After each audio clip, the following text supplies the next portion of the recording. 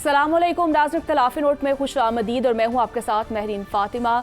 तो नाज़रीन, प्रोग्राम में हम बात करेंगे मखसूस नशस्तों का फैसला आने के बाद पाकिस्तान तहरीक इंसाफ इलेक्शन कमीशन से मुस्ताफ़ी होने का मुतालिबा कर रही है और पाकिस्तान तहरीक इंसाफ का मौक़िफ़ है कि इस वक्त पाकिस्तान में मौजूदा आइनी और सियासी बहरान की वजह जो है वो इलेक्शन कमीशन का 22 दिसंबर का फैसला है बल्ले का निशान वापस लेने वाला। और दूसरी जानिब नाज़रीन, और ये भी हकीकत है कि आज पाकिस्तान तहरीक इंसाफ जिन मुश्किलात से दो चार है उसकी वजह यह भी है कि पाकिस्तान तहरीक इंसाफ का इंट्रा पार्टी इंतखाबात जो है वो बर वक्त ना करवाना। और प्रोग्राम में हम बात करेंगे पाकिस्तान तहरीक इंसाफ की जानिब से क्या क्या गलतियाँ हुई हैं।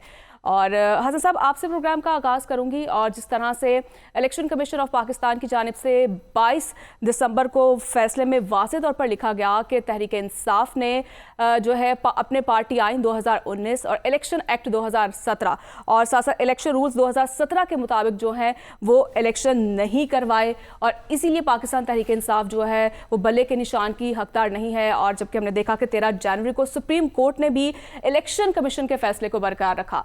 क्या देखते हैं, क्या पाकिस्तान तहरीक इंसाफ ने टेक्निकली कहां पर गलतियां की हैं? देखिए, बुनियादी तौर पर पाकिस्तान तहरीक इंसाफ की ये बात तो दुरुस्त है जो ये बातें करते हैं कि उनके घरों पर छापे मारे गए, उनको साइड लाइन किया गया, उनके ख़वातीन के साथ उनको जिस तरीके से घसीटा गया, उनके घरों में जिस तरीके से चादर और चार दीवारी की पामाली की गई और गिरफ्तारियां की गई, पर्चे किए गए, उनके जो है वो एक उनके लिए तमाम तर कवानीन को बाला ताक रखते हुए उनके साथ जो सलूक किया गया वो तो एक नज़र आता है। और हमने भी खुद देखा, हमने इस प्रोग्राम से भी रिपोर्ट किया कि किस तरीके से इक़दाम किए गए, ख़वातीन को थप्पड़ मारे गए, बच्चों को ज़हनी जो है वो टॉर्चर किया गया। किस किस तरीके से ये काम नहीं किए, इस चीज को तो हम नजरअंदाज नहीं कर सकते, लेकिन कुछ चीजें ऐसी हैं जिसको उन मामलात को भी नजरअंदाज नहीं कर सकते जिनको पाकिस्तान तहरीक इंसाफ नजरअंदाज करती चली आ रही है।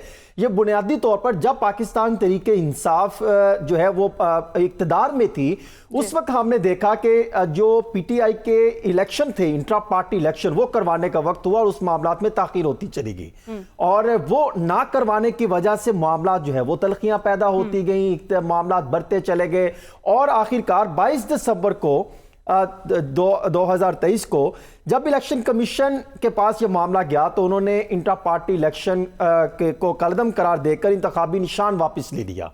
पार्टी को सियासी तौर पे उसको पाबंदी नहीं लगाएगी, सिर्फ एक निशान वापस लिया। इलेक्शन कमीशन ऑफ पाकिस्तान ने अपने कुछ इलेक्शन जो है इलेक्शन एक्ट 2017 के सेक्शन 201 है, 205 है, 208 है, 215, 219 जिसके गिर्द ये घूमती रही। फिर इलेक्शन रूल्स 2017 158 का वो जो है वो सहारा लेते रहे। फिर जो है पीटीआई कॉन्स्टिट्यूशन 219 जो कि इंटर पार्टी इलेक्शन शायद उनका सेक्शन 4 बनता है, उनके मामलात को जो है वो देखते हुए ये फैसला लेते रहे। 26 दिसंबर को पेशावर हाई कोर्ट में यह मामला चला जाता है। इलेक्शन कमीशन का पीटीआई से बल्ले का निशान वापस लेने का फैसला कलदम करार दे दिया जाता है।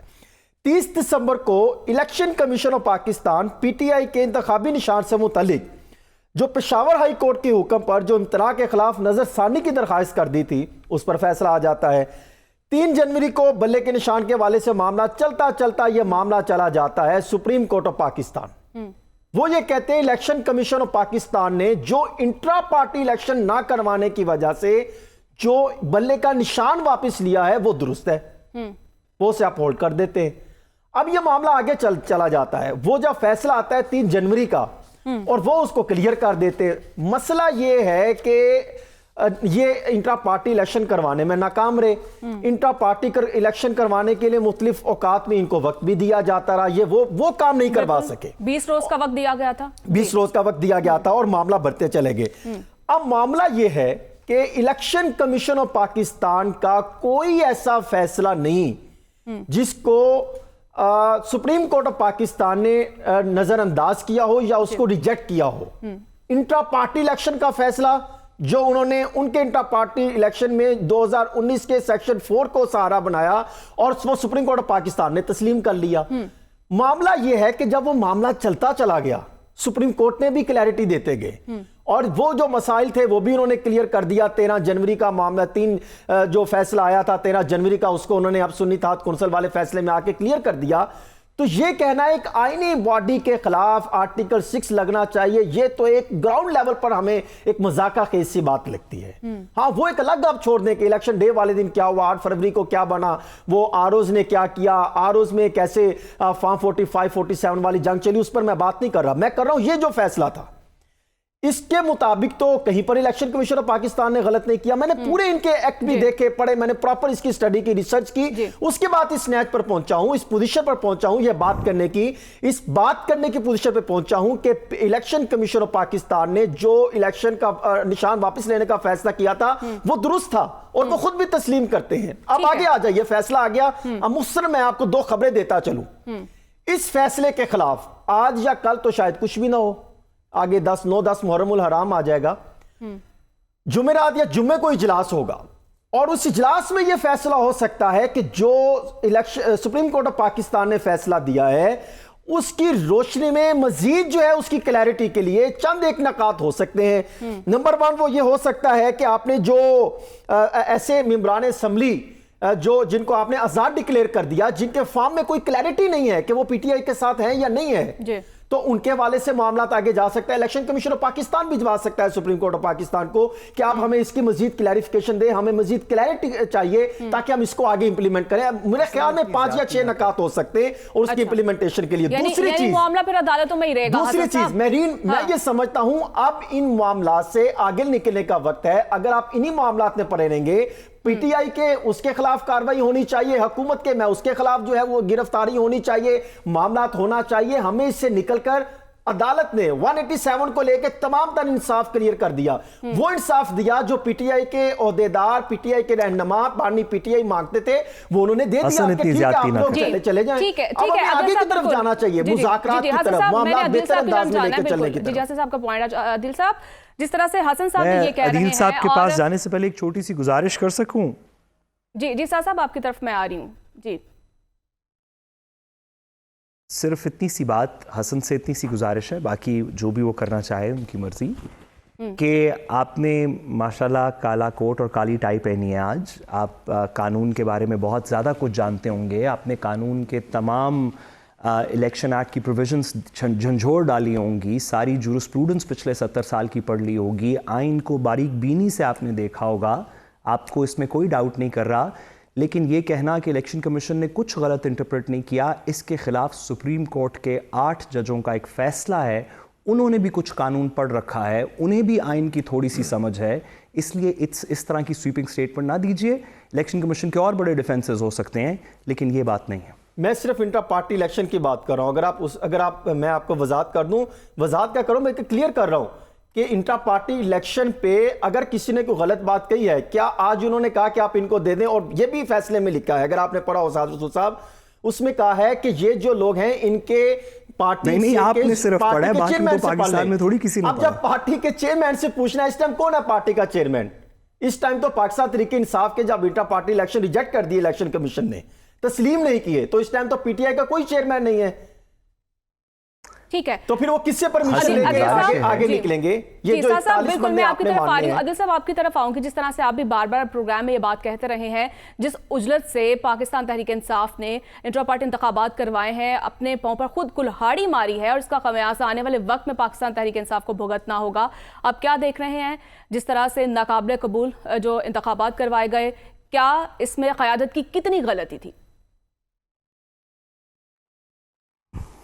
देखिए, पाकिस्तान तहरीक इंसाफ ने एक गलती तो नहीं की ना। पाकिस्तान तहरीक इंसाफ की गलतियों की एक के बाद एक सियासी, एक के बाद एक कानूनी गलतियों की एक फहरिस्त है, लेकिन इसका हरगिज़ ये मतलब नहीं है कि इसमें आप अभी जो रिसेंट डेवलपमेंट्स हुई हैं इसमें आप ये कहें कि इंट्रा पार्टी इलेक्शन नहीं कराए थे तो एक जमात का गला ही घोंट दिया जाए। क्या बाकी जो जमातें हैं वो उस मयार पे पूरा उतर रही हैं? हम तो ये कह ही नहीं रहे कि इलेक्शन कमीशन ऑफ पाकिस्तान जो है, हम उससे आइन के आर्टिकल 218 इलेक्शन कमीशन के पास गया। बस ये मैं इस नुक्ते पे भी आता हूं, ये वो वाहिद नुक्ता है, ये वो वाहिद जवाज है जो इलेक्शन कमीशन पेश करके अपनी जान छुड़ा लेता है। अच्छा, मैं इस पे भी आता हूं, लेकिन इलेक्शन कमीशन ऑफ पाकिस्तान से हम आइन के आर्टिकल 218 का तो हिसाब मांग ही नहीं रहे। वो आईनी तशरीह में बात चली जाती है, फिर आगे जाके अदालतें ये तशरीह करके फिर ये बताती हैं कि इन्होंने शफाफ इंतखाबात कराए, लेवल प्लेइंग फील्ड दी या नहीं। हम तो इलेक्शन कमीशन ऑफ पाकिस्तान से उसके अपने मुतय्यन करदा हदूदो कयूद और उसके जो पैरामीटर्स हैं, जो उसने डस्का इलेक्शन में उसने ये बनाए थे, जो जिसकी बुनियाद पे उसने डस्का इलेक्शन का नतीजा सिर्फ इस वजह से रोका था कि जी वहां पर नताइज की जो तैयारी है उसमें गैर मामूली ताखीर हो गई है। वहां पर जो पोलिंग अमला है वो उसने को मिली भगत से कुछ साजबाज करके उसने नताइज जो है तब्दील किए हैं। आपने डस्का इलेक्शन पे एक मायार तय किया, कोई मसला नहीं है, आप वही मायार जो है वो ज़िमनी इलेक्शन या आम इंतखाबात में लेकर आते। फिर आपने इंट्रा पार्टी इलेक्शन के हवाले से इंटरप्रिटेशन की, ये बिल्कुल दुरुस्त बात है, ये हम ही कहते रहे, इसी प्रोग्राम में बैठ के कहते रहे कि तहरीक इंसाफ ने अपने पांव पे कुल्हाड़ी मारी है और अभी भी वो कुल्हाड़ियां मारते जा रहे हैं अपने पांव पे। वो अलग बात है कि उनको जो रिलीफ वो नहीं भी मांग रहे होते मिल जाता है। कल अली जफर साहब ने खुद ये तस्लीम इसी प्रोग्राम में किया। लेकिन इलेक्शन कमीशन ऑफ पाकिस्तान ने इसकी सजा क्या दी? सजा ये दी कि आपने इंतखाबी निशान छीनना था, आपने तो सारी पार्टी को उठा के इलेक्शन के प्रोसेस से बाहर कर दिया। फिर आपने जो लेवल प्लेइंग फील्ड के हवाले से आपने खुद अपने जो मयारात तय किए लेवल प्लेइंग फील्ड के हवाले से, आप 2024 के इंतखाबात में वो लेवल प्लेइंग फील्ड देने के हवाले से वो नाकाम रही है। इलेक्शन कमीशन की जिम्मेदारी थी। पार्टी फंडिंग के हवाले से हम बात कर लेते हैं। पार्टी फंडिंग का केस तहरीक इंसाफ का डिसाइड हो जाता है। बाकी पार्टियों के पार्टी फंडिंग के मामला जो हैं वो कहां पर पड़े हैं, कहां वो पॉलिटिकल फाइनेंस विंग चला गया, क्या बाकी पार्टियों की बाहर बैरून मुल्क में LLC रजिस्टर्ड नहीं थी? तो सुप्रीम कोर्ट के फैसले पे अभी अमल दरामद के हवाले से हसन रजा साहब खुद इस तरह की इंडिकेशंस दे रहे हैं कि अशूरा के बाद जो इजलास होने हैं वहां पर इन नुकात पे देखना है क्या क्या हो सकता है, क्या क्या नहीं हो सकता। भाई सुप्रीम कोर्ट का फैसला आ गया, जैसा आ गया, गलत आया ठीक आया है, आपका काम उस पर इंप्लीमेंटेशन करना है। आप सुप्रीम कोर्ट ऑफ पाकिस्तान के फैसले के बाद खुद जज बन के बैठ के उसका जायजा लेने लग पड़ेंगे क्या? फिर इसके अलावा आपने एक और काम किया, आपने ये काम किया कि आप कभी फलां हाई कोर्ट में फरीक बन के जा रहे हैं, कभी दूसरी हाई कोर्ट में फरीक बन के जा रहे हैं। जी नहीं, इस पार्टी के खिलाफ एक्शन लें। आप खुद को अदालत कहते हैं, आपकी थोड़ी सी तौहीन हो जाए, आप तौहीन अदालत, फिर फर्द जुर्म आप आयद करते हैं, फिर आगे इसको प्रोसिक्यूट करते हैं बंदे को। लेकिन यहां पर जब मामला आता है आप अदालत से निकल के फरीक बन जाते हैं, तो आप क्यों मौके दे रहे हैं? आप एक आईनी इदारा हैं, आप काबिल ताजीम हैं, आपका एहतराम बिल्कुल वाकई जिस तरह आप कहते हैं अदालत की तरह होना चाहिए, तो आप अदालत बन के दिखाएं। आप शाराए दस्तूर पे उस शारा पर मौजूद हैं जिसका नाम दस्तूर से जुड़ा है, आप उस दस्तूर पे अमल दरामद। हम तो ये कह रहे हैं दस्तूर तो चलें बहुत बड़ी चीज है, आप अपने बनाए हुए, आप इसी सिटिंग इलेक्शन कमीशन के बनाए हुए जो हदूद कयूद हैं और इस सिटिंग इलेक्शन कमीशन के बनाए हुए पैरामीटर्स हैं, आप उस पर ही अमल दरामद कर दें। जहां तक रह गई बात पाकिस्तान तहरीक इंसाफ की, पाकिस्तान तहरीक इंसाफ ने तो इसी तरह ही चलना है। ये तो इससे पहले वाले इलेक्शन कमीशन से भी इस्तीफे मांगते थे, ये आपसे भी इस्तीफे मांगेंगे। ना आर्टिकल 6 लगते हैं, इस तरह ना लगने हैं। तहरीक इंसाफ को भी अब चाहिए, बहरहाल उसको एक बहुत बड़ा रिलीफ मिला है। इसमें अब वो कन्फ्रंटेशन की सियासत को छोड़ के आगे बढ़ने की बात करें।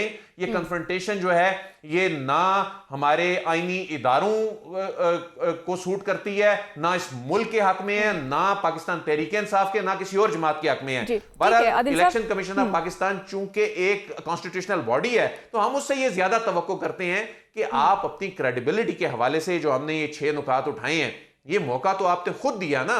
आपने खुद अपने एक डस्का इलेक्शन का फैसला आपका कुछ आता है, आम इंतखाबात में होने वाले वाकयात पे आप किसी और तरह रिस्पॉन्ड करते हैं, एक के इंट्रा पार्टी इलेक्शन पे आप किसी और तरह से चलते हैं। हसन साहब के सवाल का मैं जवाब दे दूं कि हसन साहब कहते हैं कि किसी ने चैलेंज नहीं किया चूंकि, तो उस पर हम हाथ पे हाथ रख के बैठ जाएंगे, उस पर हम कुछ नहीं करेंगे। बाकी मामलात में इलेक्शन कमीशन कहता है कि नहीं जी नहीं, हमारा पॉलिटिकल फाइनेंस विंग भी है, हमारा फलां विंग भी है, हम खुद से भी चीजों का जायजा लेने का इख्तियार रखते हैं। इस मामले पे आप कहते हैं क्योंकि नून लीग के मामले में किसी ने चैलेंज नहीं ना किया, तो क्या आपकी जिम्मेदारी नहीं है ये? आपको कानूनी इख्तियार नहीं है इंट्रा पार्टी इलेक्शन के हवाले से जायजा लेने का? आपको नहीं पता क्या हो रहा है? आपको नहीं पता इंट्रा पार्टी इलेक्शन के मामले पे क्या मजाक हो रहा है? पीटीआई के खिलाफ 14 अफराद इलेक्शन कमीशन ऑफ पाकिस्तान में दरखास्त लेकर गए थे, और यहाँ पर भी एक बार शाहिद खान अब्बासी साहब जो लग हुए वो लेकर जा सकते थे, वो लेकर चले जाते थे। मामले में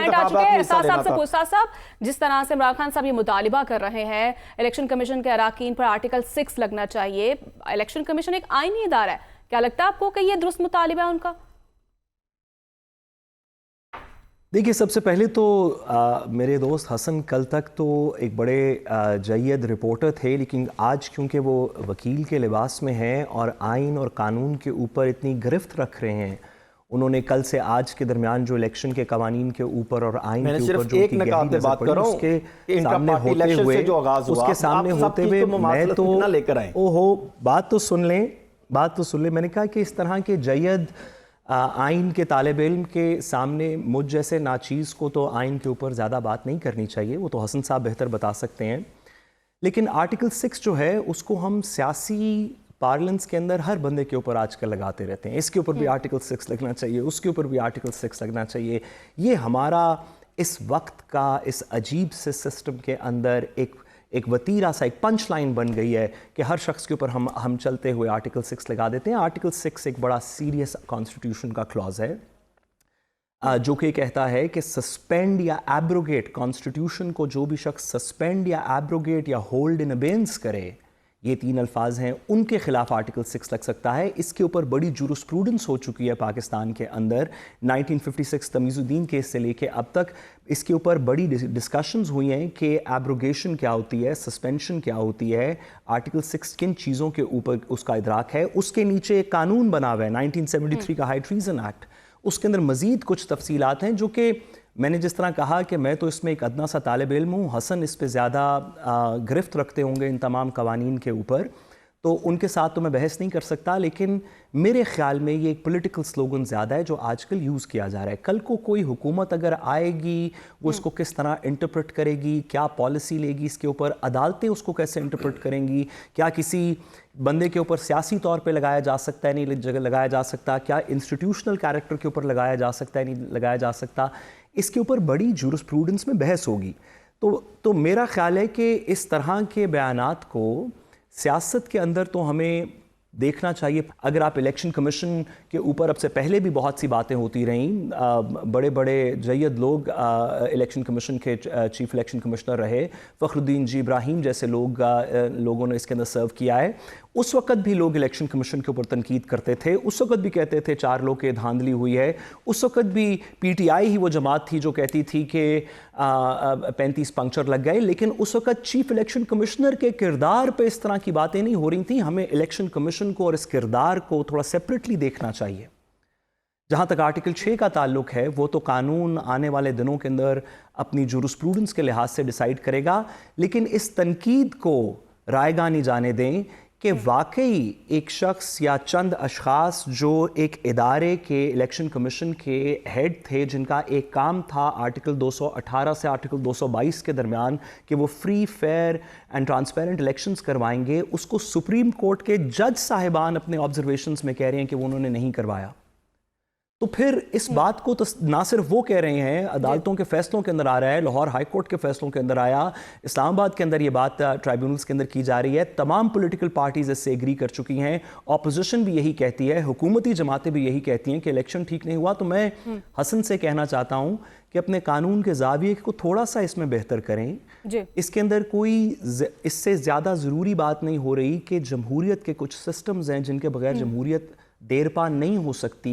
उसके अंदर एक बड़ी बात यह है कि उसकी जुडिशरी इंडिपेंडेंट हो ताकि सबको लगे कि फैसले करें कि फैसले ठीक हो रहे हैं। दूसरी बात यह है कि इलेक्शन कमिशन इंडिपेंडेंट इलेक्शन करवा सके। तीसरी बात यह है कि ट्रांजिशन ऑफ पावर के वक्त जो इंटरिम गवर्नमेंट्स हैं वो ठीक हो। इसमें कानून की मैं ज़रूर करना होगा, पाकिस्तान तहरीक इंसाफ को तो बहुत सारी चीज़ें करनी होंगी, लेकिन मैं सिर्फ कानून के ऊपर एक आखिरी जुमला कह दूं कि इसके ऊपर बात करने से पहले या इसके ऊपर इस तरह की ओपिनियन देने से पहले दोनों तरफ आर्टिकल 6 के हक में या खिलाफ कुछ लोग जिनको इसके बारे में थोड़ा ज़्यादा पता है उनसे रुजू कर लें, बाकी सियासत के दरमियान में जो भी बात होती रहे। देखिए, पाकिस्तान तहरीक इंसाफ के बहुत सारे मसले हैं, आपने जो बात की, हम बहुत अरसे से उनके ऊपर बात नहीं कर पा रहे। जी अगर हसन की इजाजत हो तो मैं आगे बात कर सकता हूं, नहीं तो उनकी आप बात करें। देखिए, मैं तो सिर्फ ये अर्ज करना चाह रहा हूं कि अगर आप वो मेरी बात पूरी सुनते तो उसमें मैंने एक पॉइंट जो उठाया वो ये था कि इंट्रा पार्टी इलेक्शन से ये मामला शुरू हुआ। अगर वो इंट्रा पार्टी इलेक्शन करवा लेते, हालात बेहतर हो जाते। और उसके बाद से जो आप मुमासलत दे रहे हैं इंट्रा पार्टी इलेक्शन को लेकर चल रहे हैं 8 फरवरी के इंतखाबात से, वो तो कौन उससे रायगा है, कौन उसको नज़रअंदाज करता है कि 8 फरवरी के इंतखाबात में किस तरीके से फॉर्म 47 लेकर आए, फॉर्म 45 को नज़रअंदाज किया गया। उससे पहले जो मामला चले, आरओज़ ने क्या इकदाम किए, उससे तो कोई नज़रअंदाज नहीं कर सकता। मैं खुद एज ए रिपोर्टर ये मामला देखता रहा हूं। असल मामला इंट्रा पार्टी इलेक्शन का था जहां से यह आगाज हुआ। क्या आज इंट्रा पार्टी इलेक्शन को तस्लीम किया जाता है? नंबर 1, क्या सुन्नी इत्तेहाद कौंसिल के हवाले से जो फैसला आया है पीटीआई के हवाले से, जिन अफराद के हवाले से इलेक्शन कमीशन ने पार्टी के सरबराह से पूछना है, चेयरमैन से, तो उसका चेयरमैन इस टाइम कौन होगा? क्या वो इन चीजों से किससे वो पूछेंगे? वो कौन होगा? रहनुमाई फरमाएं। और वो किससे पूछ के मामला जाएंगे? अगर वो नहीं होंगे तो क्या ये दोबारा सुप्रीम कोर्ट में नहीं जा सकता ये मामला कि इसकी रहनुमाई फरमाएं, इनकी क्लैरिफिकेशन करें कि अभी तक तो इंट्रा पार्टी इलेक्शन पीटीआई का तस्लीम नहीं हुआ, तो फिर ये मामला किधर जाएंगे? जी बिल्कुल हसन साहब, बिल्कुल ऐसे ही है कि पाकिस्तान तहरीक इंसाफ को भी सोचना होगा। मैं इस पे जवाब देना चाहूंगा अगर आप इजाजत करें। देंगे। बिल्कुल आर्टिकल 6 का। जी साहब। मैं इस पे हसन की जवाब का थोड़ा सा जवाब दे सकूं कि जसारत कर सकूं हसन के सवाल के थोड़ी सा जवाब देने की। हसन साहब, इसके अंदर किसी की दो राय नहीं है। मेरा ख्याल है कि अगर आप पीटीआई के अपने लोगों से भी बात करेंगे तो वो भी आपको ये बताएंगे कि इसके अंदर कोई दो राय नहीं है कि जहाँ पे उन्होंने 2 चीज़ें कहीं पे ठीक की होंगी कानूनी अपनी स्ट्रैटेजी में, वहीं पे उन्होंने 10 चीज़ें गलत भी की होंगी। उनका इंट्रा पार्टी इलेक्शंस के ऊपर जो उनकी कार्रवाई है, जो उनके डिफेंसेस हैं, वो अदालत के सामने है। आई एम श्योर कि वो इस बात को एग्री करेंगे कि उसके अंदर कुछ वीकनेसेस हैं, कुछ स्ट्रेंथ्स हैं। लेकिन बात ये हो रही है कि क्या पाकिस्तान के अंदर इस वक्त लिस्टेड जमातें, आप मुझसे बेहतर जानते हैं, सेवरल हंड्रेड्स के अंदर हैं जो इलेक्शन कमीशन की वेबसाइट के ऊपर लिस्टेड जमातें हैं। क्या इलेक्शन कमीशन का रवैया जानिबदार है या गैर जानिबदार है किसी भी एक मुकदमे के अंदर? क्या जो इलेक्शन कमीशन की जो कार्रवाई करने का तरीका है, पीटीआई ने 10 गलतियां की होंगी, लेकिन लोग सवाल ये पूछते हैं कि उसी तरह की 10 गलतियां बाकी लोगों ने भी की हों, बल्कि कुछ लोगों ने तो उस 10 के ऊपर भी 5 गलतियां की हैं। तो ये ख़ास नज़र करम अगर इलेक्शन कमीशन की किसी एक चीज़ के ऊपर होगी तो लोग सवाल पूछेंगे। इसका ये मतलब नहीं कि आर्टिकल 6 लग जाएगा या ये, मैं भी तो यही बात कर रहा हूँ ना, मैं भी तो यही मतलब ये है कि लोगों को सवाल पूछने का मुझे ब्रेक की जानी पड़ना, वुकला भी यही बात कहते थे कि हमें इन चीजों को मानना चाहिए। आर्टिकल 187 के तहत मामला अब पाकिस्तान तहरीक इंसाफ को भी ये सोचना होगा और यकीनन अगर उन्हें कानूनी कामयाबी मिली है तो अब इस कानूनी कामयाबी को सियासी कामयाबी में तब्दील करना होगा ताकि जिससे मुल्क में सियासी इस्तेहकाम पैदा हो। तो वापस आएंगे छोटी सी ब्रेक के बाद।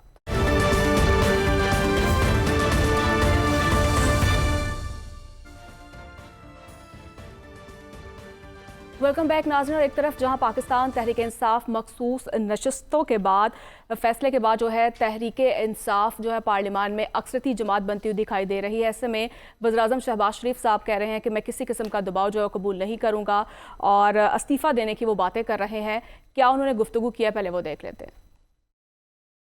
हसन साहब, आपकी तरफ आऊँगी। जिस तरह से शहबाज शरीफ साहब की भी आपने बात सुनी और क्यों वो इतने परेशान हैं, और असद कैसर साहब भी ये कह रहे हैं जिस तरह से एक प्रेशर जो है बिल्डअप किया जा रहा है और अब जो है अब मजम्मत का जो वक्त है वो गुजर चुका है, अब मुज़ाहमत की वो भी बात कर रहे हैं। तो इससे जो है मुल्क में सियासी इस्तेहकाम जो है वो ज़्यादा पैदा होता हुआ दिखाई दे रहा है। तो कैसे ये क्या देख रहे हैं कि ये मामला क्या रुख इख्तियार करेगा? देखिए, कई ऐसी रातें आई, ऐसा लग रहा था कि स्याह काली रात का वक्त ख़त्म हो गया, अब रोशनियाँ जो है वो नज़र आएंगी, हालात बेहतर होंगे। जिस अभी आपने बताया कि फ़ैसला आया और उसमें सबको आगे की तरफ जाना चाहिए, ये बात दुरुस्त है। हमें आगे की तरफ जाना चाहिए, माजी की गलतियों से सीख कर जो है टेबल पर आना चाहिए, मुल्क के लिए, रियासत के लिए, रियासत में बसने वाली अवाम के लिए, और फिर ही इन्हीं की सियासत जो है वो आगे बढ़ेगी, वरना इख्तिलाफात और गुस्सा जो है वो बढ़ता चला जाएगा। देखिए, बुनियादी तौर पर इस वक्त अगर देखा जाए तो पाकिस्तान तहरीक इंसाफ के बानी जो है उनको रिलीफ पर रिलीफ मिलता दिखाई दे रहा है, उनके दीगर अफराद को, लेकिन चंद एक ऐसे अफराद हैं जिनकी रिहाई मुमकिन होती दिखाई नहीं दे रही और हुकूमत की हर मुमकिन कोशिश है कि वो इस मामला को बेहतर बनाने के लिए इकदाम करें। देखिए, 3 वाक़यात अगर मैं आपके सामने रखूँ। नंबर 1, हुकूमत जब से आई है अगर आप देखें तो बिजली की कीमतें बढ़ा रही, महंगाई में इजाफा हुआ, बेरोजगारी में इजाफा हुआ। लगभग जब से ये आए हैं कोई 45,000 बताया गया, 45,947 अफराद इसी जो है वो बजट में बताया गया कि बैरून मुल्क लोग चले गए। वो जो क्रीम थी, जो कमाल के डॉक्टर से, कमाल के इंजीनियर से, कमाल के प्रोफेशनल अफराद थे अपनी अपनी फील्ड में, वो पाकिस्तान छोड़ के बैरून मुल्क चले गए। इसी तरह उससे पहले अगर आप चले जाएं तो वो भी लगभग कोई 38,000 के करीब बनता है। ये 2022 से लेके आज तक अंदाजा लगा लें 70-75,000 चले गए। फिर उसके अलावा और भी पाकिस्तान अगर आप देखें फॉरेन ऑफिस तो वहां पे लाइनें लगी हैं अपने डॉक्यूमेंट टेस्ट करवाने के लिए। हालात बिगड़ते दिखाई दे रहे हैं। एक तरफ आपने IMF से मामला तय कर लिए, अवाम आपको सपोर्ट नहीं कर रही, आलमी सतह पर प्रेशर बढ़ गया, हालात आपके तब्दील हो गए। आपने कहा था सऊदी अरब से पैसे आ जाएंगे, कतर से आ जाएंगे, MOU साइन किए थे, वहां से कोई आपको सपोर्ट नहीं दे रहा। टफ होते चले जा रहे हैं। आपके अपने जमात के अंदर इख्तलाफात बढ़ते चले जा रहे हैं। आपके कायद नवाज शरीफ साहब खामोश बैठे हैं, देख रहे हैं, कमरे में बंद कमरे में इजलास करते हैं, बाहर निकलने को तैयार नहीं है। जिस दिन कौमी असम्बली में बजट पास होता है उस सेशन में वो छुट्टियां ले लेते हैं, वो गायब हो जाते हैं। होता क्या है? होता यह है कि इस सारे मामला को लेकर शहबाज शरीफ साहब एक अपने वफाकी वजीर हैं उनको बुलाते हैं और उनको बुला के अब हो सकता है, अभी मैंने चेक किया 2-3 जगहों से तो ये बात सामने आई है कि वो जब अपने एक सीनियर ओहदेदार मुलाकात करते तो उन्होंने कहा मुझे लग रहा है कि हालात की बिगड़ने लगे, लेकिन मैं आपको बता दूं, उन्होंने कहा मैं आपको बता दूं कि मैं चाहता हूं कि जिसने भी आना है मुल्क आगे चले, रियासत आगे चले, मैं आपके साथ चलने को तैयार हूं, लेकिन अगर प्रेशर बढ़ेगा। उन्होंने उनके सामने भी उस मीटिंग में ये बात की तो उन्होंने कहा नहीं नहीं शहबाज शरीफ साहब आप प्राइम मिनिस्टर हैं, आप बात को आगे लेके। उन्होंने कहा नहीं नहीं मुझे खदशा है कि हो सकता है कि आप में से चंद एक लोग कोई प्राइम मिनिस्टर ना बन जाए। तो देखिए मैं तो चाहूंगा कि मामला बेहतर बने, हालात बेहतर करें और फिर उसके बाद कौन कौन से प्रेशर हो सकते हैं।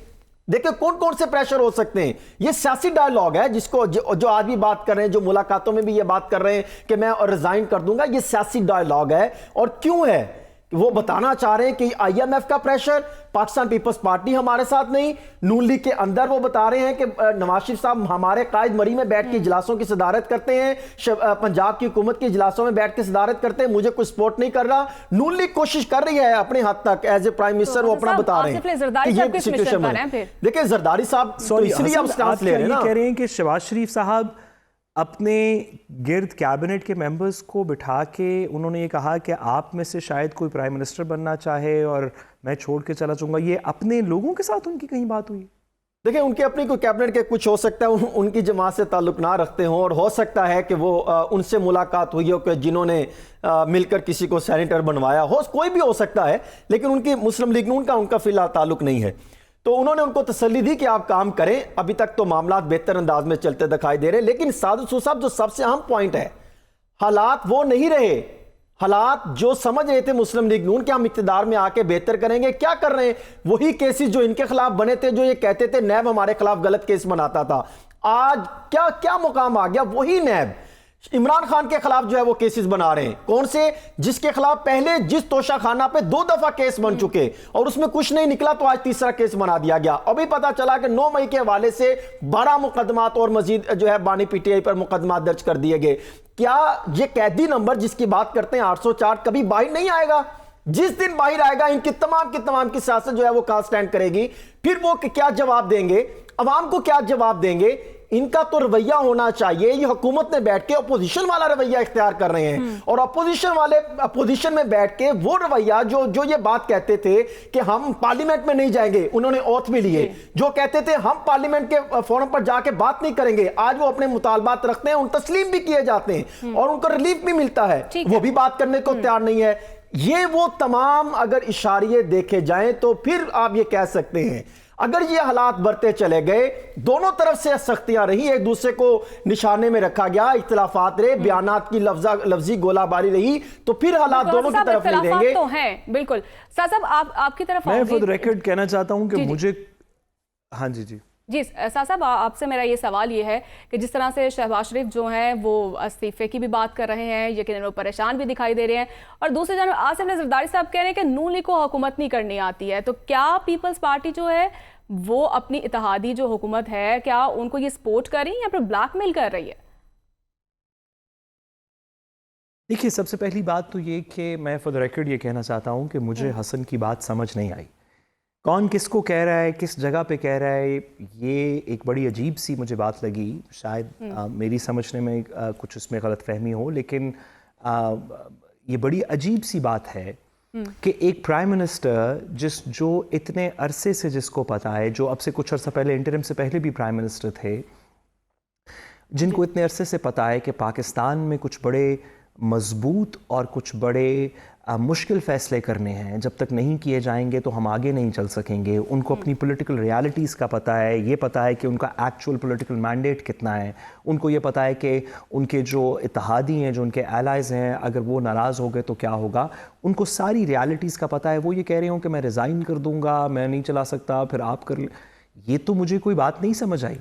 और अगर वाकई उनका ये सेंटिमेंट है किसी भी जगह पे, if he is not sure कि वो इस मुल्क को इस भंवर में से निकाल सकेंगे, क्योंकि हम सब की ये बैठ है कि जिस भी तरह हुकूमत बनी, वो सियासी बातें होती रहेंगी, कुछ सड़कों पे, कुछ ऐवानों में वो कानूनी लड़ाइयाँ चलती रहेंगी, कुछ अदालतों में, कुछ ट्राइब्यूनल्स में, कुछ इलेक्शन कमीशन में, ये चीज़ें तो चलती रहेंगी। लेकिन जो भी इस वक्त प्राइम मिनिस्टर है या जो भी इसके बाद प्राइम मिनिस्टर होगा, वो मजबूत फ़ैसले करेगा। जितनी भी देर के लिए वो प्राइम मिनिस्टर हो, वो इस बात के अंदर नहीं लगेगा कि फिर मैं चला जाता हूँ या फिर आप कर लें या मैं कर। ये कोई बात है? आप एक दिन के लिए सीट पे हैं, आप 2 दिन के लिए हैं, आप 4 दिन के लिए हैं, ये तो फैसले शायद रब के हों। लेकिन जितनी देर भी आप इस जगह पे बैठे हैं, आप कोई काम किसी ढंग से करने की कोशिश करें, कुछ फोकस रखें, कोई रिजॉल्व शो करें, कोई आपको देख के किसी में उम्मीद पैदा हो, आप कोई आगे की बात कर रहे हों। ये क्या बात हुई जो मैं तो हसन की बात समझने से भी कासिर हूँ और इस पे अपना कोई नाकिस सा तज्जिया भी देने से कासिर हूँ। जी ठीक है, तो नाज़रीन यहाँ पर एक शामिल करेंगे एक छोटी सी ब्रेक। स्टे विद अस।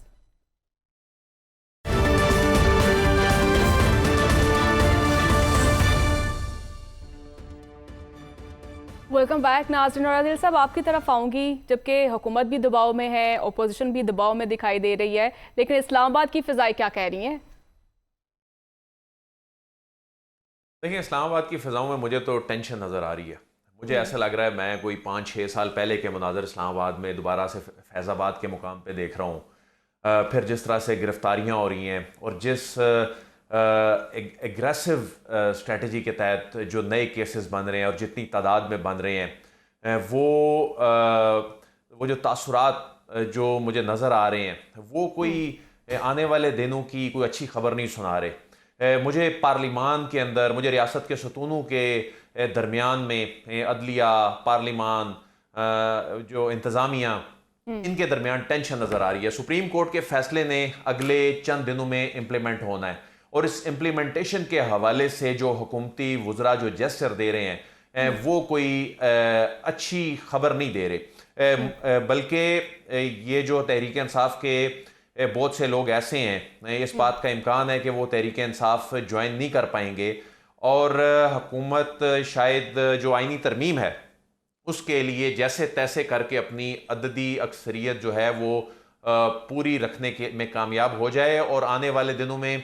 ऐसी डिबेट होती भी पार्लिमान में नज़र आ रही है कि अदलिया, ये जो हर काम में जो मुदाखलत इसकी जानिब से होती है, जो हमेशा हुकूमतों की जानिब से शिकवा किया जाता है, इसको कर्टेल किया जाना चाहिए। और इसके अलावा जो हुकूमत का इससे पहले भी प्लान था, जो इस केस का फैसले आने से पहले वो कुछ दावे किया करते थे, उसको भी वो आगे लेके चलने का प्लान रखते हैं। तो जब ये सब कुछ होगा और एक जानिब सुप्रीम कोर्ट का फैसला आ चुका है और दूसरी जानिब हुकूमत जो है वो जारहाना तरीके से चीज़ों को डील करना चाह रही है, और इस्लामाबाद में जिन चीज़ों का मैंने जिक्र किया, जो फ़िज़ा में चीज़ें नज़र आ रही हैं, इस वक्त भी आधा शहर जो है वो बंद पड़ा है। तो ये आने वाले दिनों में कोई अच्छी खबरें आती हमने दिखाई सुना नहीं कि दे रही आसिफ इस हवाले जरदारी से। साहब जो अल्लाह है करे वो मैं गलत हूं, हुकूमत बनाने और गिराने के भी वो दावे कर रहे थे। क्या वाकई जो है नूली खतरे में?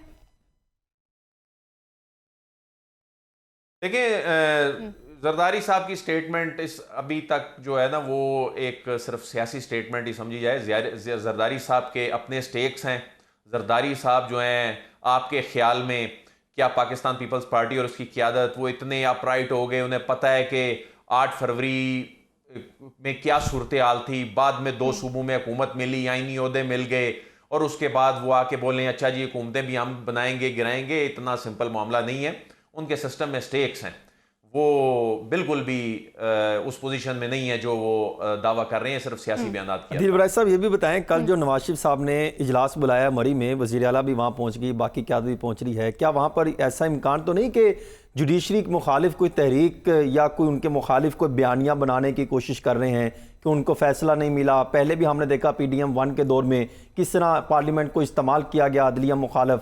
मुझे लगता है, और क्या ख्याल है कि ऐसी इतलात जो आ रही हैं ये बात दुरुस्त है या गलत है कि कल कोई ऐसा फैसला आएगा वो पार्ट 2 अदलिया महाज, पार्ट 2 अदलिया मुखालिफ, पार्ट 2 और ये भी बताइए अदील साहब कि अगर वो वाकई कैंपेन का आगाज कर दें तो एक आजम नज़ीर तारड़, एक अटॉर्नी जनरल और एक एहसन भून साहब के अलावा कोई तीसरा वकील भी उन्हें मिलेगा इस तरह की तहरीक के लिए? आज की अदलिया 5-7 साल 10-15 साल पहले वाली अदलिया नहीं है। आज की अदलिया जो है, जिसमें जस्टिस मंसूर अली शाह, जिसमें जस्टिस अतर मिनुल्लाह, जिसमें जो दीगर जो जजेस हैं, वो बड़ी क्लियर, वो एक आइनी पोजीशन, जो एक उनकी जो एक वो जो कन्विक्शन के साथ ये अभी भी जो चीज़ें हमने देखी इस केस में, तो इतना आसान नहीं होगा। ये कन्फ्रंटेशन अल्टीमेटली मुल्क को नुकसान पहुंचाएगी। आर्जी तौर पे तो किसी एक फ्रीक की इसमें फतह हो सकती है, कोई रेजिस्टेंस आ सकती है, कोई इम्प्लीमेंटेशन में रुकावट आ सकती है, लेकिन इसमें अगर चीज़ें एंगेजमेंट की जानिब नहीं जाती, चीज़ें चाहे पॉलिटिकल साइड पे है चाहे अदलिया की साइड पे है, अगर ये तसादुम की तरफ जाती हैं चीज़ें, तो खुदा न खास्ता इसमें मुल्क का नुकसान है। तो आपको लग रहा है कोई सियासी जमात इस तसादुम से निकलने की तैयार लगी दिखाई देती है? देखें, सबके अपने अपने स्टेक्स इस हद तक हैं कि कोई अपनी वो सियासी अना और अपने सियासी मफाद उससे निकलने के लिए तैयार ही नहीं है। और कौन बात कर रहा है इस वक्त मिल बैठने की? वो जो हुकूमत इससे पहले जो बात कर रही थी एक खास हद तक, वो मामला भी खत्म हो गया ना। बानी PTI जो हैं वो एक कामयाबी मिलती है, पाकिस्तान तहरीक इंसाफ जो है वो पहाड़ पे चढ़ जाती है। यही हाल हुकूमत के है। हुकूमत समझती है कि हम इक़्तिदार में बैठे हैं, ताकत हमारे पास है, हर चीज डंडे से ठीक हो जाएगी। और अदलिया जो है वो अपनी एक कॉन्स्टिट्यूशनल पोजीशन लेके बैठी हुई है, और ऐसे में और कोई भी अपनी जाती अना से पीछे हटने को तैयार नहीं है। तो नाज़रीन, इसके साथ ही जो प्रोग्राम का वक्त भी खत्म हुआ चाहता है, इसके साथ मुझे इजाजत दीजिए। अल्लाह के बाद।